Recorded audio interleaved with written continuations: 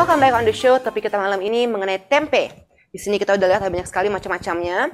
Dari teman-teman, pada suka tempe nggak? Kalau saya sih cukup suka tempe dari masa kecil saya dulu. Daripada saat masih SD, saya dikenalkan dengan yang namanya tempe oleh mama saya. Our guest tonight is an award-winning food scientist, tempe sciencepreneur, and musician. Please welcome the brilliant Dr. Amadeus Driandro Ahnanwinardo. Selamat malam, Mas Ando.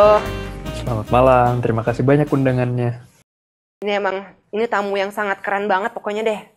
Masih muda tapi udah sibuk ya, minta ampun. Dulu dia alumni dari Atmajaya kan ya, kemudian juga sempat sekolah di University of Massachusetts, dan juga abis itu bikin startup di UK bersama beberapa teman-temannya. Terus beliau juga membangun sebuah gerakan namanya Indonesia Tempe Movement, dan sekarang dia juga menjadi seorang musician. Senang sekali saya bisa interview nih malam ini. Apa kabarnya? Sehat-sehat? Baik, Keanu sehat juga. Gimana Keanu, aman? Sehat, alhamdulillah. Di sini juga daerahnya Keanu cukup daerah zona merah sebenarnya ya. Jadi kita tetap di dalam rumah aja. Kita tetap kalau ada makanan atau apa kita usahakan masak dari rumah, nggak banyak pesen-pesen dulu, kecuali kalau kayak groceries atau misalkan kebutuhan sembako baru kita harus pesen dari luar ya. Benar. Mas Ando ini kan adalah seorang tempe scientist ya. Makanya Mas Ando sangat paham sekali mengenai tempe-tempe. Tapi saya penasaran nih. Kalau misalkan kita kan taunya cuman tempe diproduksi, dipanen, kemudian dijual, terus kita beli makan. Tapi ternyata ada hal lain lagi di luar itu, yaitu seorang tempe scientist. So, would you mind to share with us what exactly do you do sebagai seorang tempe scientist? Kalau buat tempe scientist sendiri, yang saya lakukan adalah meneliti. Penelitian itu yang utama. Kenapa penelitian itu penting? Karena kalau kita meneliti itu kita bukan lagi ngobrol soal opini, soal asumsi. Kalau membuat klaim tertentu harus ada dasar ilmiahnya. Jadi misalnya kayak gosip-gosip makanan di grup WhatsApp keluarga gitu loh. Itu kita harus pertanyakan itu berdasarkan apa, penelitiannya gimana. Jadi yang saya lakukan dalam 5 tahun terakhir dari tahun 2015 di University of Massachusetts adalah meneliti tempe dan hubungannya dengan kanker sebenarnya. Karena memang di keluarga saya ada sejarah kanker dan saya penasaran. Jadi saya benar-benar melihat dari tempe nih. Di dalam tempe itu ada nggak sih yang punya berpotensi untuk menurunkan resiko kanker? Itu pertanyaan besarnya. Ternyata yang saya temukan adalah tempe itu memperbanyak jumlah zat yang berkhasiat ini. Dan ini sebenarnya antioksidan yang sudah ada di kedelai, tapi semakin banyak dan semakin kuat setelah jadi tempe. Nah, sambil saya mengerjakan ini, saya pun merangkum literatur atau penelitian lain selama lebih dari 50 tahun terakhir. Jadi cita-cita saya semua penelitian tempe saya rangkum.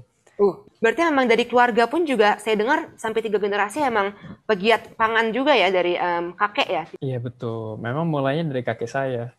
Karena awalnya memang kakek tuh dokter hewan, tapi karena keluarga kita memang miskinnya dari dulu di Klaten, jadi nenek buyut saya waktu itu kena kanker payudara. Tapi karena miskin harus dioperasi oleh kakek saya sendiri di garasi rumah. Padahal kakek saya dokter hewan. Jadi setelah itu kakek saya trauma dari darahnya itu, maka harus mengambil bidang lain. Nah, sejak saat itu jadilah orang pertama yang membawa ilmu pangan ke Indonesia. Saya juga dengar-dengar bahwa tempe ini katanya bisa melawan COVID-19. Bahkan juga dibilang katanya tempe ini adalah superfood, makanan yang tinggi akan nutrisi dan bisa menjaga imun kita sehingga kita tetap sehat dan terhindar dari penyakit. Sebenarnya apa sih Mas Ando hubungannya? Mengapa tempe ini dikatakan sebagai superfood? Jadi COVID itu pertahanan terakhir kita adalah sistem imun. Sistem imun ini yang menentukan seberapa parahnya kalau kita kena COVID dan seberapa permanennya. Karena beberapa pasien COVID ini walaupun sudah tidak kena COVID lagi, tapi ada reaksi permanen, misalnya keingatan seperti Alzheimer atau Parkinson disease. Nah, sekarang pertanyaannya, bagaimana cara meningkatkan performa pertahanan terakhir kita, yaitu sistem imun? Nah, berdasarkan penelitian, sistem imun ini dapat ditingkatkan melalui konsumsi makanan-makanan yang kaya akan 1 serat, 2 lemak sehat atau lemak tidak jenuh, Yang ketiga, itu adalah antioksidan. Nah, kalau kita lihat nutrisinya tempe itu punya ini semua. Jadi, tempe bisa menjadi komponen penting dalam pola makan yang sehat sehingga meningkatkan sistem imun dan menurunkan resiko terinfeksi COVID dengan parah dan meninggalkan efek permanen. Jadi karena kandungannya ini ya, dan menarik sekali ya, karena kan kalau kita lihat tempe itu sebagian besar secara umum mereka bahan utamanya adalah kedelai. Kedelai itu kan cukup mudah ditemukan dan juga sangat murah ya untuk didapatkan ya. Dan ternyata khasiatnya banyak sekali. Nah, pertama kesehatannya kita lihat kalau tempe kita bandingkan dengan daging sapi.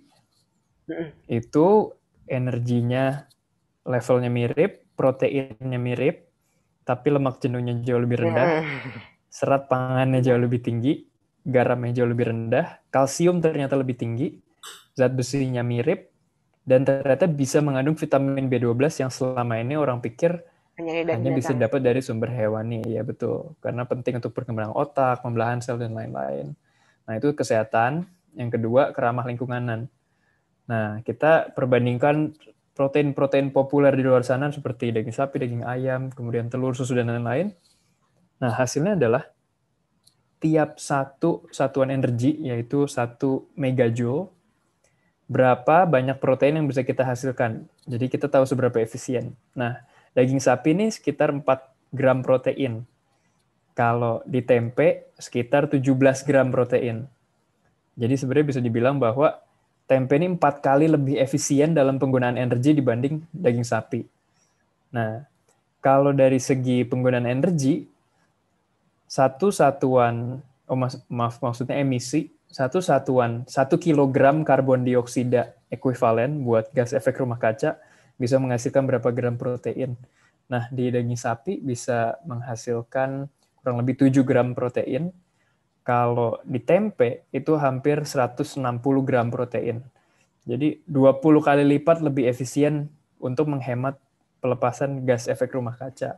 Nah, untuk harga sih kita udah tahu ya di Indonesia itu bisa murah banget, bisa 8 kali lebih murah. Nah, jadi superfood kenapa? Karena kebanyakan makanan kita harus pilih itu sehat, ramah lingkungan, atau terjangkau. Biasanya kalau yang udah 2 nih, 1 nggak dapet. Nah, tempe superfood karena bisa dapet semuanya. Karena kita juga sekelat mungkin ada makanan-makanan lainnya seperti dari almond milk atau apa, mereka udah ramah lingkungan, mereka sehat dan tinggi nutrisinya, tapi mahal harganya. Berbeda dengan tempe, harganya murah. Bagus. Tetapi orang kan di Indonesia senang sekali bikin tempe itu, salah satu metode utamanya adalah penggorengan. Orang tuh seneng banget sama tempe goreng, sama tempe yang iris atau nggak tempe yang pakai balado. Nah, itu mengganggu nggak ya hasil-hasil tersebut? Jadi kurang nggak nutrisinya atau malah bisa jadi berbahaya mungkin? Kalau misalkan saya juga suka tempe goreng. Jadi saya meneliti sebenarnya gimana sih. Jadi memang kalau proses pemasakan tempe itu punya plus minus masing-masing. Jadi misal penggorengan karena suhu tinggi, maka vitamin yang rentan panas, antioksidan yang rentan panas itu mudah rusak setelah digoreng. Dan juga karena penggorengan menggunakan minyaknya ini bisa masuk ke tempe dan meningkatkan kadar lemak. Iya. Meskipun tempe itu sendiri dari awalnya sudah cukup rendah lemak. Jadi kalau saya sih nggak terlalu khawatir itu. Nah, tapi sisi positifnya adalah setelah tempe itu digoreng, proteinnya menjadi lebih mudah dicerna. Jadi penyerapan protein bisa lebih baik kalau makannya tempe goreng. Jadi kita nggak perlu takut ya kalau misalkan teman-teman pada suka tempe-tempe goreng, nggak perlu merasa guilty. Kalau misalkan air fryer atau misalkan oven itu kan mereka suka masak dengan panas yang sangat tinggi ya, bisa ke 200 Celcius. Itu juga oke kan ya? Itu efeknya mirip dengan tempe goreng, tapi tanpa penambahan minyak dan lemak. Berikutnya ada apa nih? Mau ada project-project lagi? Kemarin juga habis rilis lagu kan ya, Mas Ando ya, bulan Mei. Tahu. Bisa jago bikin musik ya. Bukan hanya pintar, tapi juga bisa bikin pertama saya sebenarnya. Nyasarnya ke tempe. Kita kemarin habis perayaan bulan tempe dunia.